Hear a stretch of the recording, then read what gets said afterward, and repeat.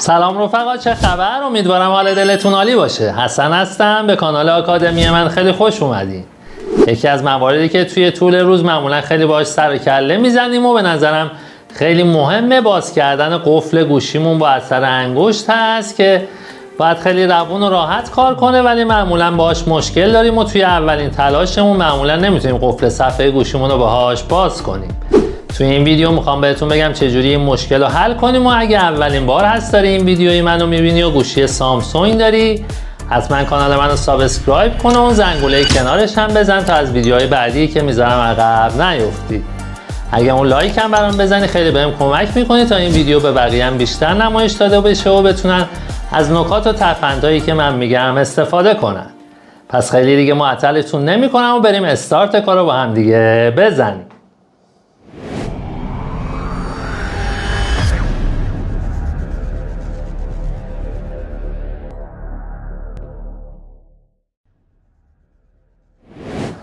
اگه بخوام اولین و بزرگترین مشکل مربوط به اثر انگشت گوشی‌ها رو بهتون بگم، به نظرم محافظهای صفحه نمایش میتونه باشه یا همین گلسی که روی گوشیمون میندازیم و معمولا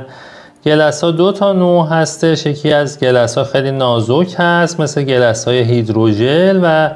بعضی از اونام خیلی ضخیم‌تر و شیشه‌ای مانند هست که معمولا اون گلس‌های نازک خیلی بهتر اثر انگشت رو تشخیص میده، ولی خب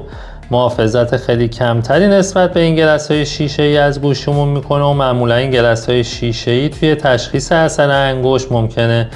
کمی ما رو دچار چالش بیشتری بکنه.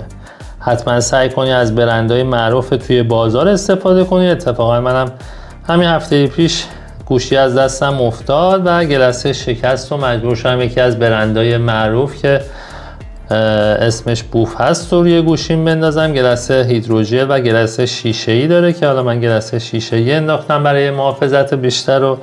این بندم به قابم اضافه کردم که وقتی گوشی رو کار میکنم دیگه گوشی از دستم نیفته که انشالله مشکلی برای گوشیاتون پیش نیاد. خب حالا فرض میکنیم که شما هم مثل من یه گلسه سکیوریت یا شیشه‌ای انداختیم و برای باز کردن گوشیتون با اثر انگشت با مشکل مواجه میشیم بعضی موقع و برای اینکه بتونیم این مشکل رو برطرف کنیم اولین کاری که باید بکنیم از منوی ستینگمون اینجا وارد گزینه دیسپلی میشیم و اگه یکم به سمت پایین من اسکرول کنم اینجا یه گزینه‌ای به عنوان تاچ سنسیتیویتی داریم که مطمئن باشه این گزینه حتما فعال باشه و این گزینه باعث افزایش حساسیت لمسی صفحه نمایش گوشیمون میشه. وقتی داریم از یه محافظ صفحه شیشه یا هر محافظ صفحه استفاده میکنیم و بهمون کمک میکنه که بهتر اثر انگشتمون قابل شناسایی باشه. پس این گزینه به طور خاص برای کسایی طراحی شده که از محافظهای صفحه نمایش دارن استفاده میکنن، حالا چه محافظهای شیشه یا سکیوریت یا محافظهای نازک، و حتما دقت کنین گزینه تاچ سنسیتیویتی یا حساسیت لمسیتون فعال باشه. توی مرحله بعدی برای اینکه اثر انگشت ما رو گوشی بهتر و دقیق‌تر بتونه تشخیص بده میتونیم چندین بار اثر انگشت یه انگشتمون رو اسکن کنیم و اون رو ثبتش کنیم. مثلا فرض کنید شما بیشتر از انگشت شست دست راستتون برای باز کردن قفل گوشیتون استفاده میکنیم و میتونیم حداقل 2 بار از اثر انگشت همین شستمون اسکن بگیریم و اون رو ثبت کنیم و برای این کار کافیه وارد ستینگمون بشیم و از اینجا وارد گزینه لاک اسکرین ان AOD و گزینه اولمون که اسکرین لاک ان بیومتریک هست. اینجا به جز مواردی که بالا هست و میتونیم قفل گوشیمون رو باشون باز کنیم 2 تا گزینه داریم که گزینه دوم فینگرپرینتس هست. اگر روش بزنیم اینجا میتونیم 4 تا انگشتمون رو ثبت کنیم یا حالا همونطوری که من گفتم مثلا یه انگشتمون رو 2 یا 3 بار ثبت کنیم. خیلی راحت میتونیم این کار رو انجام بدیم روی اد فینگرپرینت. اگه من بزنم اینجا ازتون میخواد که چند بار حالا انگشتتون رو تکون بدیم. من مجدد مثلا 60 رو میذارم و به راحتی انگشتتون رو اسکن کنین و اگه این کار رو با یه انگشت چندین بار ثبت کنین طبیعتاً گوشی برای باز شدن قفل خیلی راحت تر میتونه اثر انگشت شما رو تشخیص بده و کمتر به مشکل بخورین.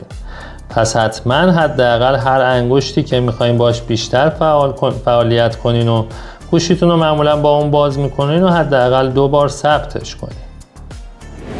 مورد بعدی هم اینه که بهتره حداقل 2 تا انگشت مختلفتون رو اینجا اسکن کنین تا اگه به هر دلیلی نتونستین از اون انگشتی که اسکن کردین استفاده کنین، از انگشت دومتون هم بتونین برای باز کردن قفل صفحه کمک بگیرین.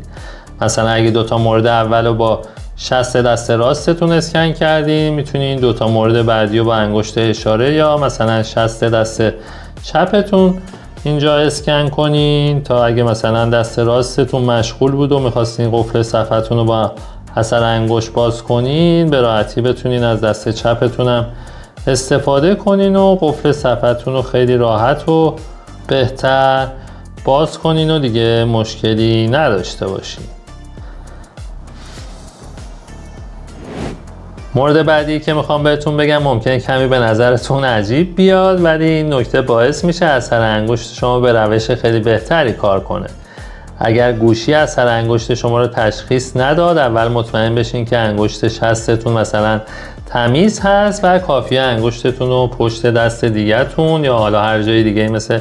پیشونیتون چند بار بکشین و این کار باعث ایجاد رطوبت روی انگشت شما میشه و به حسگرای اولتراسونیک گوشی کمک میکنه تا اثر انگشت شما رو با سرعت بهتری تشخیص بده. میدونم شاید خیلی به نظرتون منطقی نباشه، ولی کافیه یه بار امتحانش کنین و میبینین که این کار جواب میده.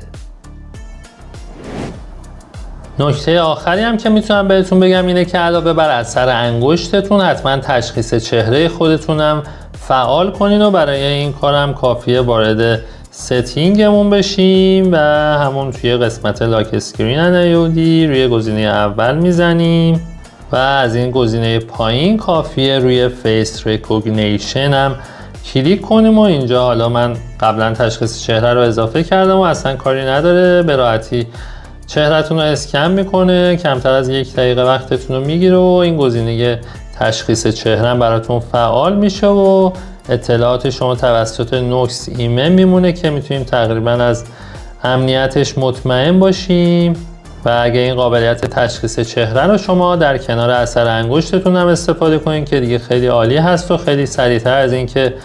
اثر انگشتتون شما بخواین اسکن کنین میتونین با این روش قفل گوشیتون رو باز کنین.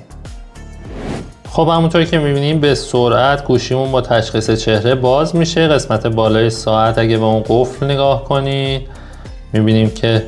به سرعت و خیلی سریعتر از اثر انگشت با تشخیص چهره گوشیمون باز میشه و کافیه با یه سوپ یا بالا کشیدن صفحه وارد هوممون بشیم و بتونیم از گوشیمون استفاده کنیم. توی قسمت فیس ریکگنیشنمون گزینه‌های دیگه‌ای هم داریم که میتونیم اونا رو فعال و غیر فعال کنیم. من دونه دونه بهتون توضیح میدم چون موارد مهمی است که میتونید ازشون استفاده کنیم. برای فعال شدن و غیر فعال شدن هم این تشخیص چهرهمون هست.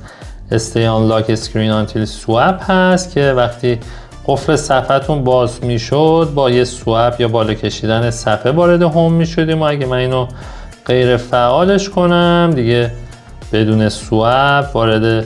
گوشیمون میشه که دیگه اون صفحه قفل رو نمیبینیم. قسمت ساعت و اعلانا رو که من معمولا خودم این گزینه رو فعالش میکنم. 2 تا گزینه دیگه هم پایین هستش. Require Open Eyes هست که اجرای امنیت گوشیمون رو موقع تشخیص چهره بالاتر میبره و حتما باید چشمتون موقع تشخیص چهره باز باشه و کسی دیگه نمیتونه سوء استفاده کنه، مثلا موقعی که شما خواب هستین گوشی رو جلوی صورتتون بگیره و بتونه قفل صفحتون رو باز کنه و از گوشیتون استفاده کنه. پس حتما این گزینه رو فعال بذاریم باشه و گزینه بعدیمون هم برایتن اسکرین یا روشن کردن صفحه نمایش هست که وقتی گوشیتون میخواد قفل صفحش باز شه روشنایی صفحتون یه مقداری زیادتر میکنه تا اگه توی نور محیط کمی بودیم بهتر بتونه چهرهتون رو تشخیص بده و این گزینه هم حتما سعی کنیم فعال باشه و بتونین از این تشخیص چهره به بهترین شکل ممکن استفاده کنید. من عملا با تشخیص چهره گوشی‌های سامسونگ تا حالا مشکلی خیلی نداشتم و معمولا خیلی نرم و روون کار میکنه. حالا اگه محیطمون یه مقدار زیادی تاریک باشه یا قیافم یه مقداری تغییر کنه، مثلا یه مقدار ریش زیادی داشته باشم، ممکنه که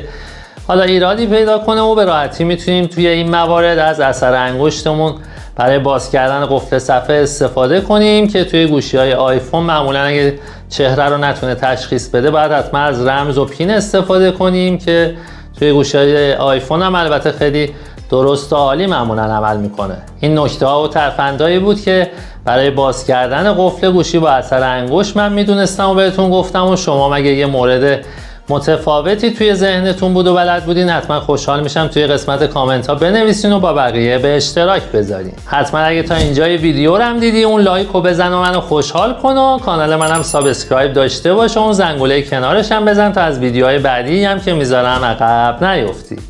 اگه دوست داری یا دوستی داری که به دنیای تکنولوژی علاقه داره، گوشی سامسونگ داره، حتما این ویدیوی منو براش بفرست تا بتونه از قابلیت‌های گوشیش بیشتر استفاده کنه و بتونه از گوشیش بیشتر لذت ببره. این ویدیومون رو دیگه طولانیش نمی‌کنم تا ویدیوی بعدیمون. خدا نگهدار.